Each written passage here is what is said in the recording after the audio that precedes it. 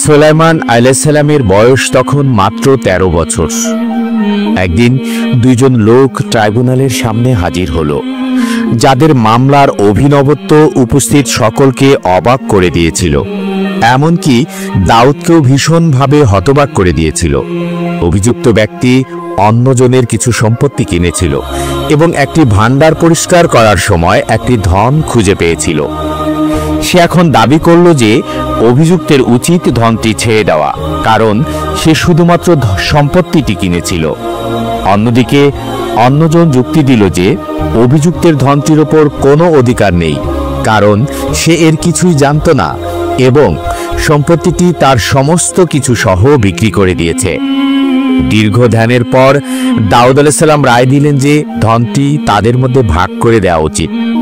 আর এই বিচারে সুলাইমান আলাইহিস সালামের মতামত দিয়েছিলেন এমন। সুলাইমান আলাইহিস সালাম অভিযোগকারীকে জিজ্ঞাসা করলেন তার কোনো ছেলে আছে কিনা, এবং যখন তিনি উত্তর দিলেন যে তার একটি ছেলে আছে, তখন তিনি অন্যজনকে জিজ্ঞাসা করলেন তার কোনো মেয়ে আছে কিনা, এবং তিনিও হ্যাঁ উত্তর দিলেন। সুলাইমান আলাইহিস সালাম বললেন, যদি তোমরা তোমাদের বিবাদ এমনভাবে মিটিয়ে ফেলো যাতে একে অপরের প্রতি অবিচার না করো, তাহলে তোমাদের সন্তানদের বিবাহ বন্ধনে আবদ্ধ করো এবং তাদের এই ধন যৌতুক হিসাবে দাও। তথ্যসূত্র হুসাইন ইবনে মুহাম্মাদের লেখা সামিসের বই। একদা দু ব্যক্তি বাদশাহ দাউদের দরবারে হাজির হলো ন্যায় বিচারের আশায়।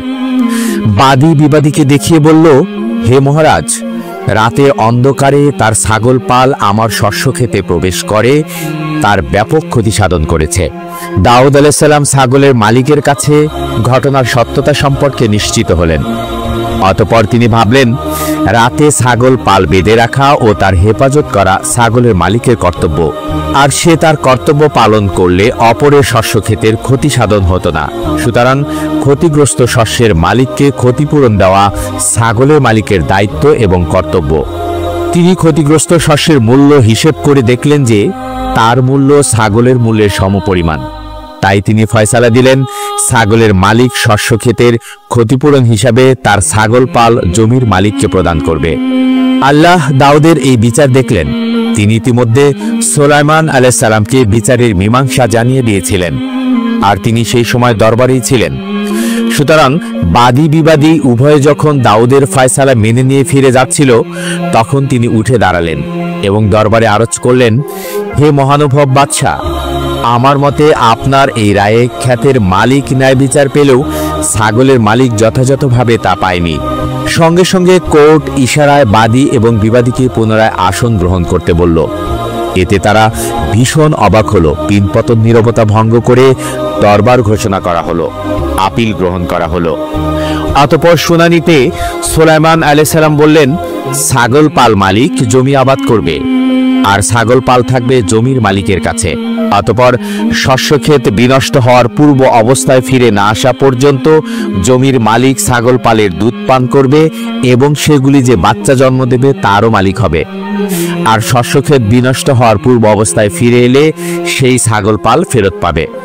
সুলাইমান আলাইহিস সালামের বক্তব্য শোনার পর দরবারে গুঞ্জন শুরু হয়ে গেল, কেননা সকলের কাছে দুই ফয়সালার মধ্যে সুস্পষ্ট ব্যবধান পরিস্ফুটিত হয়েছিল। দাউদ নিজেও কম বিস্মিত হননি। তিনি আল্লাহর কাছে কৃতজ্ঞতা প্রকাশ করলেন এবং তাকে এমন একজন জ্ঞানী ও প্রজ্ঞাবান সন্তান দান করার জন্য। যাই হোক, তিনি দরবারকে শান্ত হতে বললেন। তারপর তিনি সিদ্ধান্ত ঘোষণা করলেন, বললেন, এটা সকলের কাছে পরিষ্কার যে এই ফয়সালা আমার দেয়া ফয়সালা থেকে অধিকতর গ্রহণযোগ্য। সুতরাং এই রায় কার্যকর হবে বলে আমি আদেশ দিচ্ছি। এ সম্পর্কিত কোরআনের আয়াতসমূহ। দাউদ ও সুলাইমানের কথা। যখন তারা বিচার করছিল শস্যক্ষেত সম্পর্কে, ওতে রাতের বেলায় ঢুকে পড়েছিল সেই সম্প্রদায়ের কোনো ব্যক্তির ছাগল। আমি দেখছিলাম তাদের বিচার, এবং আমি সুলাইমানকে এই বিষয়ে মীমাংসা জানিয়ে দিয়েছিলাম। তাদের প্রত্যেককে প্রজ্ঞা ও জ্ঞান দিয়েছিলাম। পবিত্র কোরআনের 21 নম্বর সূরার 78 এবং 79 নম্বর আয়াত। একদিন এক বৃদ্ধা বাদশাহ দাউদের দরবারে এক অভিযোগ দায়ের করল। তার অভিযোগ ছিল বাতাসের বিরুদ্ধে। সে বলল, আমার কিছু আটা নিয়ে গৃহে ফিরছিলাম, হঠাৎ বাতাস আমার সব আটা উড়িয়ে নিয়ে গেল। আমি হতদরিদ্র, সুতরাং বাতাসের কাছ থেকে আমার আটাগুলো উদ্ধার করে দিন। দাউদ বৃদ্ধার অভিযোগ শুনে বললেন, বাতাসের ওপর আমার তো কোনো কর্তৃত্ব নেই, সুতরাং তোমার আটা আমি কি করে তার কাছ থেকে উদ্ধার করে দেব? তবে যেহেতু তুমি অভাবগ্রস্ত মহিলা, তাই বাতাস তোমার যে পরিমাণ আটা উড়িয়ে নিয়েছে আমি তোমাকে তার কয়েক গুণ বেশি দিচ্ছি, তুমি সেই আটাগুলি নিয়ে যাও। বৃদ্ধা আনন্দের সাথেই সম্মত হলো। দাউদ তাকে পূর্ণ 1 বস্তা আটা দিয়ে বিদায় করলেন। বৃদ্ধা আটা নিয়ে গৃহে চলেছে, পথে সুলাইমান আলাইহিস সালামের সাথে তার দেখা। সুলাইমান আলাইহিস সালাম তাকে জিজ্ঞাসা করলেন, তুমি বাদশার দরবারে কি অভিযোগ নিয়ে গিয়েছিলে? সে বলল, আমি বাতাসের বিরুদ্ধে অভিযোগ করেছিলাম, কিন্তু তিনি সেই অভিযোগের বিচার না করে আমাকে 1 বস্তা আটা দিয়ে বিদায় করে দিলেন। সুলাইমান আলাইহিস সালাম বৃদ্ধার কাছ থেকে পুরো ঘটনাটি শুনে তাকে পরামর্শ দিলেন, তুমি দরবারে পুনরায় ফিরে গিয়ে বলো যে আমি আটা চাই না, বিচার চাই। বৃদ্ধা পুনরায় দরবারে হাজির হয়ে বিচার প্রার্থী হলো। দাউদ আলাইহিস সালাম তাকে জিজ্ঞাসা করলেন, কে তোমাকে এই পরামর্শ দিয়েছে? বৃদ্ধা তো আর সুলাইমান আলাইহিস সালামকে চিনত না, তাই সে কোন উত্তর না দিয়ে ভয়ে ভয়ে দরবারের চারদিকে তাকিয়ে তাকে খুঁজতে লাগলো। এ সময় সুলাইমান আলাইহিস সালাম দরবারে প্রবেশ করে বললেন, আমি। দাউদ আলাইহিস সালাম বললেন, কেন তুমি তাকে এই পরামর্শ দিয়ে ফেরত পাঠালে? সুলাইমান আলাইহিস সালাম বললেন, আমার ভয় হলো শেষ বিচারের দিনে এই বৃদ্ধা যখন আল্লাহর দরবারে আপনার বিরুদ্ধে অভিযোগ নিয়ে হাজির হবে, তখন আপনি দুনিয়াতে তার অভিযোগের বিচার না করার অপরাধে অপরাধী সাব্যস্ত হবেন। দাউদ আলাইহিস সালাম বললেন, কিন্তু আমি কিভাবে বাতাসের কাছ থেকে তার আটাগুলো উদ্ধার করে দিতে পারি? তখন সুলাইমান আলাইহিস সালাম বললেন, আপনি তো শুধু রাজ্যের অধিপতি নন, আল্লাহর নবীও, সুতরাং আল্লাহর অনুমতিক্রমে আপনার নির্দেশে নিশ্চয়ই বাতাস হাজির হতে বাধ্য হবে। তৎক্ষণাৎ দাউদ আলাইহিস সালাম সিজদায় পড়লেন এবং আল্লাহর কসম দিয়ে বাতাসকে হাজির হতে নির্দেশ দিলেন। তৎক্ষণাৎ বাতাস দরবারে তার উপস্থিতি ঘোষণা করল। দাউদ আলাইহিস সালাম বাতাসকে বললেন, এই বৃদ্ধার অভিযোগ সম্পর্কে তোমার কি বলবার আছে? বাতাস বলল, একটা নৌকায় কয়েকজন সওদাগর বাণিজ্যিক পণ্য নিয়ে বন্দরের দিকে আসছিল। হঠাৎ নৌকার গাত্রে একটি ফাটলের সৃষ্টি হয়ে সেটি ডোবার উপক্রম হলো। এতে যাত্রীরা ভীত হয়ে আল্লাহর দরবারে জীবন ভিক্ষা চেয়ে কান্নাকাটি করতে লাগলো। তারা বলল, আল্লাহ যদি আমাদেরকে এ যাত্রায় প্রাণ ভিক্ষা দেন, তবে আমরা আমাদের সমুদায় মাল তার রাস্তায় ব্যয় করে দেব। তখন আমি আল্লাহর নির্দেশে এই বৃদ্ধার আটাগুলো উড়িয়ে নিয়ে নৌকার ফাটলে লাগিয়ে তা বন্ধ করে দিয়ে তাদেরকে বন্দরের দিকে নিয়ে যাই। এতে যাত্রীদের প্রাণ রক্ষা পায়। এখন ওই সওদাগররা আপনার দরবারের পথেই রয়েছে এবং কিছুক্ষণের মধ্যেই তারা এখানে পৌঁছাবে। মহান আল্লাহর লীলা, তাই তো জবুর কিতাবে আছে, যারা জাহাজে চড়ে সমুদ্র যাত্রা করে মহাজলরাশির মধ্যে ব্যবসার তরে, তারা কার্য সকল দেখে খোদার, গভীর সমুদ্রে তারা লক্ষ্য করে আশ্চর্য ব্যাপার স্যাপার। খোদার আদেশে প্রবল বায়ু উত্থিত হয়, তা পানির উপর তরঙ্গমালা ওঠায়, তারা ঊর্ধ্বে ওঠে আবার জলধি তলে নামে, বিপাকে পড়ে তাদের প্রাণ উড়ে যায়। তারা হেলে দুলে ঢলে পড়ে, তাদের বুদ্ধি সকল লোপ পায়। সংকটে তারা খোদার কাছে ক্রন্দন করে আর তিনি তাদের বিপদমুক্ত করেন। তিনি ঝটিকা প্রশমিত করেন, তাতে জলরাশির তরঙ্গ সকল নিস্তব্ধ হয়। তখন তারা আনন্দ করে, কেননা শান্তি হলো, আর তিনি তাদেরকে তাদের অভিষ্ট পোতাশ্রয়ে নিয়ে যান। অল্পক্ষণের মধ্যেই দরবারে কয়েকজন লোক প্রবেশ করলো এবং সম্ভাষণ শেষে দাউদ আলাইহিস সালামকে উদ্দেশ্য করে বলল, হে রাজ্যাধিপতি, সুষ্ঠু ও সঠিকভাবে আল্লাহর রাস্তায় ব্যয় করার জন্যে আমরা আমাদের পণ্যসমূহ আপনার হস্তে সোপর্দ করছি, দয়া করে সেগুলো গ্রহণ করুন। দাউদ আলাইহিস সালাম বললেন, ব্যাপার কি? তারা বলল, আমরা সমুদ্রে ডুবে যাচ্ছিলাম, তখন আমরা প্রাণের বিনিময়ে আল্লাহর রাস্তায় আমাদের সমুদায় মালামাল ব্যয় করার মানত করেছিলাম। পরিপূর্ণ সদ্ব্যবহারের জন্য সেগুলো এখানে আপনার কাছে নিয়ে এসেছি। দাউদ আলাইহিস সালাম তাদের কাছ থেকে মালগুলো গ্রহণ করে তার সবই বৃদ্ধাকে দিয়ে দিলেন।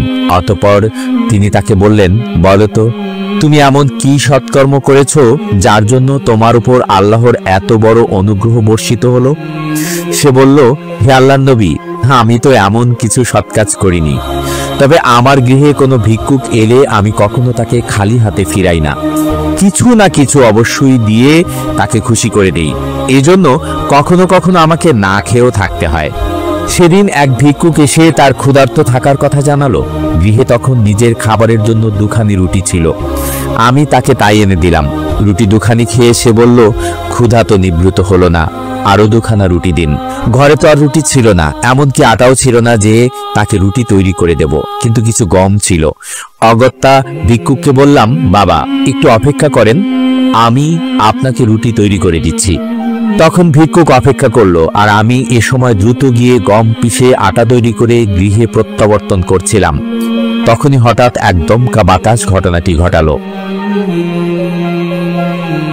একবার 2 রমণী একটি শিশু সন্তানের মাতৃত্বের দাবিতে দাউদের দরবারে বিচার প্রার্থী হলো।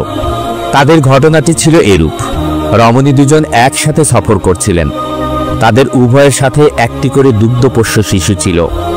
পরিশ্রান্তের কারণে তারা উভয়ে এক স্থানে এক বৃক্ষের নিচে বিশ্রামের জন্য থামল এবং নিজ নিজ শিশুকে দুধ পান করাতে করাতে ঘুমিয়ে পড়ল। ঘটনাচক্রে 1 মায়ের শিশুটিকে বন্য পশুটি নিয়ে গেল। ওই রমণী জাগ্রত হয়ে যখন দেখল তার শিশুটি নেই, তখন সে অপর রমণীর শিশুটি নিজের কাছে এনে রাখল। উক্ত শিশুটির মাতা জাগ্রত হয়ে দেখল তার শিশুটি অপর রমণীর পাশে ঘুমাচ্ছে। সে শিশুটিকে নিতে গেলে অপর রমণী বাধা দিল। সে বলল, এটা আমার সন্তান। আর প্রথম রমণী বলল, না, এটি আমার সন্তান। কাছেই এক স্থানে সামান্য রক্তের দাগ ছিল, তা দেখিয়ে দ্বিতীয় রমণী বলল, নিশ্চয়ই তোমার সন্তানকে কোনো বন্য পশু খেয়ে ফেলেছে। প্রথম রমণী বলল, না, এটি আমার সন্তান আর মৃতটি তোমার। দ্বিতীয় রমণী বলল, না না, এটি আমার, মৃতটি তোমার। উভয়ের মধ্যে ঝগড়া শুরু হলো। শিশু সন্তানের মাতৃত্বের দাবির বিচার। তুমুল ঝগড়া শেষে উভয় রমণী ফায়সালার জন্য দাউদের দরবারে হাজির হলো। সুলাইমান আলাইহিস সালাম তখন দরবারে উপস্থিত ছিলেন। সব শুনে দাউদ ফায়সালা দিলেন, যার কাছে সন্তান রয়েছে সেই সন্তানের হকদার, কারণ সন্তান তার অধিকারে রয়েছে। অধিকন্তু অপর রমণী তার দাবির সপক্ষে কোনো প্রমাণ পেশ করতে পারছে না। ফায়সালা শুনে নারীদ্বয় যখন চলে যাচ্ছিল, তখন তাদের একজন অনুচ্চ স্বরে বলল, একমাত্র আল্লাহই ন্যায় বিচারক, আমি তার দরবারে বিচার প্রার্থনা করলাম। সুলাইমান আলাইহিস সালাম তার এই কথা শুনে তৎক্ষণাৎ উঠে দাঁড়ালেন এবং ইশারায় তাদেরকে দরবারে থাকতে বললেন। তারপর তিনি বাদশাহ দাউদের উদ্দেশ্যে বললেন, হে মহামান্য বাদশাহ, এই ফায়সালা দ্বিতীয় মহিলার জন্য সুবিচার হয়নি, কেননা প্রথম মহিলা তার অধিকারে সন্তানটি থাকা ছাড়া সন্তানটি যে তার সে ব্যাপারে আর কোনো নিশ্চিত প্রমাণ দিতে পারছে না। তাই আমার মনে হয় সন্তানটিকে 2 টুকরা করে উভয়কে প্রদান করা উচিত। দাউদ আলাইহিস সালাম সুলাইমান আলাইহিস সালামের প্রজ্ঞা ও জ্ঞানের প্রতি সম্পূর্ণরূপে আস্থাশীল ছিলেন। তিনি মুচকি হেসে তার এই ফায়সালা গ্রহণ করলেন এবং জল্লাদকে নির্দেশ দিলেন বাচ্চাটিকে 2 টুকরো করে তাদের উভয়কে প্রদান করার। এই ফায়সালা শুনে প্রথম রমণী দ্বিতীয় রমণীকে লক্ষ্য করে বলল, ও তোমারও না, আমারও না হোক, আর তোমারও না হোক। আর দ্বিতীয় রমণী হাউমাউ করে ক্রন্দনরত অবস্থায় দরবারে আবেদন জানালো, হে রাজ্যাধিপতি, আমি সন্তান চাই না। প্রথম রমণীকে দেখিয়ে সে বলল, শিশুটি ওকেই দিয়ে দিন, তাতে অন্তত আমার সন্তানটি বেঁচে যাবে। রমণীদ্বয়ের প্রতিক্রিয়া সুলাইমান আলাইহিস সালাম মনোযোগ সহকারে লক্ষ্য করছিলেন। এখন তিনি উঠে দাঁড়িয়ে বাদশাকে সম্বোধন করে সিদ্ধান্ত দিলেন, সন্তানটি অবশ্যই দ্বিতীয় জনের, কারণ কোনো মা তার সন্তানের মৃত্যু কামনা করে না। বাদশা দাউদ এই রায় গ্রহণ করলেন। এক যুবতী রমণী অত্যাচারিত হয়ে জালিমদের বিরুদ্ধে এক কাজীর দরবারে অভিযোগ দায়ের করল। উক্ত রমণী ছিল পাগল করা সৌন্দর্যের অধিকারিণী, আর কাজী তার সৌন্দর্য মুগ্ধ হয়ে তখনই তার সাথে নিজের বিবাহের প্রস্তাব দিল।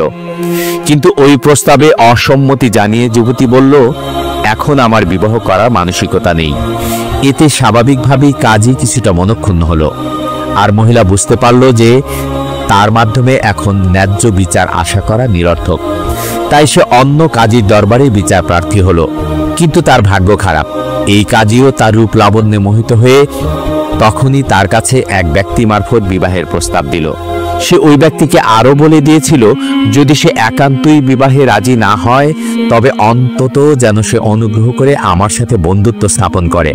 উক্ত মহিলার কাছে যখন এই প্রস্তাব পৌঁছালো, তখন সে বিরক্ত হয়ে তৃতীয় এক কাজীর দরবারে অভিযোগ পেশ করলো। এই কাজীও পূর্ববর্তীদের পদাঙ্ক অনুসরণ করলো। তাতে মহিলা চতুর্থ কাজীর শরণাপন্ন হলো। বেচারির ভাগ্য সত্যিই খারাপ। এখানেও একই ঘটনার পুনরাবৃত্তি হলো। সে বিচারের আশা সম্পূর্ণরূপে বিসর্জন দিয়ে ভারাক্রান্ত হৃদয়ে গৃহে ফিরে গেল। এদিকে কাজী 4 জন কিন্তু বসে নেই। তারা মহিলার গতিবিধি পর্যালোচনা শেষে একে অপরের সাথে মিলিত হলো। তারপর তারা মহিলাকে দেমাগী সাব্যস্ত করে নিজেদের প্রতিহিংসা চরিতার্থ করার মানসে তার বিরুদ্ধে ষড়যন্ত্রে লিপ্ত হলো। একদিন চারজন কাজী নিজেদের মধ্যে পরামর্শ শেষে সম্মিলিতভাবে বাদশাহ দাউদের দরবারে এই অভিযোগ দায়ের করল যে এই মহিলা ধর্মীয় বিধান অনুসারে কোনো পুরুষের সাথে বিবাহে সম্মত নয়, অথচ সে রাতে কুকুরের সাথে শয্যা গমন করে। অভিযোগ শুনে বাদশাহ দাউদ চমকে উঠলেন এবং নাসিকা কুঞ্চিত করে বললেন, তোমরা এই অপকর্মের সাক্ষী হাজির করো। তারা বলল, আমরা বিচারের সময় সাক্ষীদেরকে আপনার দরবারে অবশ্যই হাজির করব। কাজীরা অর্থের লোভ দেখিয়ে অভিযুক্ত মহিলার বাড়ির দুজন চাকর ও দুজন মালিককে সাক্ষী করে দরবারে হাজির করল। আর তারা সকলে এক বাক্যে সাক্ষ্য দিল যে সত্যিই উক্ত মহিলা কুকুরকে সেও বিছানায় শয়ন করায় এবং তারা প্রত্যেকে তার চাক্ষুষ সাক্ষী। দাউদ আলাইহিস সালাম মহিলাকে উদ্দেশ্য করে বললেন, অভিযোগ সম্পর্কে তোমার বক্তব্য কি? সে বলল, আমার বিরুদ্ধে আনীত অভিযোগ সর্বত মিথ্যা, সম্পূর্ণ ভিত্তিহীন, কিন্তু অভিযোগের সপক্ষে চারজন চাক্ষুষ সাক্ষী রয়েছে। বাদশাহ তো তাদেরকে অগ্রাহ্য করতে পারেন না, সুতরাং তিনি রক্ষীদেরকে নির্দেশ দিলেন মহিলাকে তার শরীরের অর্ধেক মাটিতে গ্রথিত করে প্রস্তর নিক্ষেপে হত্যা করা হোক। এই দণ্ডাদেশ প্রদানকালে যারা উপস্থিত ছিল তাদের কিছু লোক দরবার থেকে নির্গমনকালে বলাবলি করতে লাগলো যে সাক্ষীরা অর্থলোভে মহিলার বিরুদ্ধে মিথ্যা সাক্ষ্য প্রদান করে তাকে এরূপ বিপদাপন্ন করেছে। মূলত মহিলা সম্পূর্ণ নির্দোষ ও নিষ্কলঙ্ক। সুলাইমান আলাইহিস সালাম তাদের কানাকানির এসব কথা শুনতে পেয়ে তখনই দরবারে প্রবেশ করে বাদশার কাছে এই আর্জি পেশ করলেন, হে রাজ্যাধিপতি, ন্যায় বিচারের সাথে মহিলার বিরুদ্ধে প্রদেয় দণ্ডাদেশ কার্যকর করার পূর্বে সাক্ষীদের কাছ থেকে পুনরায় সাক্ষ্য গ্রহণ করা হোক। বাদশাহ দাউদ হেসে বললেন, তবে তুমি তাদের সাক্ষ্য গ্রহণ করো। দরবারে পুনরায় সাক্ষীদেরকে তলব করা হলো। প্রথম সাক্ষীকে সুলাইমান আলাইহিস সালাম জিজ্ঞেস করলেন, মহিলাটির শয্যায় যে কুকুরটিকে তুমি দেখেছ সেটির গায়ের রং কি ছিল? সে ক্ষণকাল মৌনতা অবলম্বনের পর বলল, কালো বর্ণের। অতঃপর দ্বিতীয় সাক্ষীকে তলব করা হলো। সে হাজির হলে ওই একই প্রশ্ন তাকে করা হলো। সে উত্তর দিল, কুকুরটি লাল বর্ণের ছিল। তৃতীয় ও চতুর্থ সাক্ষীও ওই একই প্রশ্নের উত্তরে কুকুরটির গাত্রবর্ণ ভিন্ন ভিন্ন বলল। সবশেষে সুলাইমান আলাইহিস সালাম বাদশাহ দাউদকে উদ্দেশ্য করে বললেন, সাক্ষীদের সাক্ষ্য এ কথাই প্রমাণ করে যে মহিলার বিরুদ্ধে আনীত অভিযোগ সম্পূর্ণ বানোয়াট। সুতরাং একজন নিরপরাধ সম্ভ্রান্ত মহিলার বিরুদ্ধে মিথ্যা কলঙ্ক আরোপের অভিযোগে কাজীদের ও সাক্ষীদের প্রত্যেককে সেই দণ্ডই প্রদান করা হোক যা মহিলাকে প্রদান করা হয়েছিল। দাউদ আলাইহিস সালাম অভিযুক্তদেরকে দণ্ডাদেশ শুনিয়ে দিয়ে রক্ষীদের তা কার্যকর করতে আদেশ দিলেন। উপরের ঘটনাগুলি এই ইঙ্গিতই করে যে সুলাইমান আলাইহিস সালাম প্রকৃতই তীক্ষ্ণ অন্তর্দৃষ্টি সম্পন্ন একজন অতি জ্ঞানী মানুষ ছিলেন। তবে অপ্রাপ্ত বয়সে তার রাজদরবারে বিচারে অংশগ্রহণ কিন্তু দাউদের সভাসদরা সহজভাবে নেননি। তারা এই বিষয়ে বিরূপ মন্তব্য করেছিলেন। ফলে দাউদ আলাইহিস সালাম এক পন্থা অবলম্বন করলেন। যাই হোক, এখন আমরা দাউদের রায়দানের বিষয়টি বুঝতে চেষ্টা করি। আমরা উপরের সবকয়টি মোকদ্দমার ক্ষেত্রে দেখেছি যে তিনি নিজেই তার সাবেক রায় ভঙ্গ করে দ্বিতীয় রায় জারি করেছেন। কোনো বিচারকের কি এরূপ করার অধিকার আছে? এর উত্তরে বলা যায় যে কোনো রায় যদি শরীয়তসম্মত ইস্তিহাদের উপর ভিত্তিশীল এবং ইস্তিহাদের মূল নীতির অধীন হয় তবে অন্য বিচারকের পক্ষে তা ভঙ্গ করা জায়েজ নয়, কেননা এই নীতি প্রবর্তিত হলে মহা অনর্থ দেখা দেবে। তবে যদি রায় প্রদানকারী স্বয়ং ইস্তিহাদের মূলনীতি অনুযায়ী রায়দানের পর ইস্তিহাদের দৃষ্টিকোণ থেকে দেখেন যে প্রথম রায় ও প্রথম ইস্তিহাদে ভুল হয়ে গেছে, তবে তা পরিবর্তন করা শুধু জায়েজ নয় বরং উত্তম। সুলাইমান আলাইহিস সালামের দরবারে কিছু বিচার অবশ্য ইহুদিদের রাব্বানিক সাহিত্য ও অন্যান্য পুস্তিকায়ও পাওয়া যায়।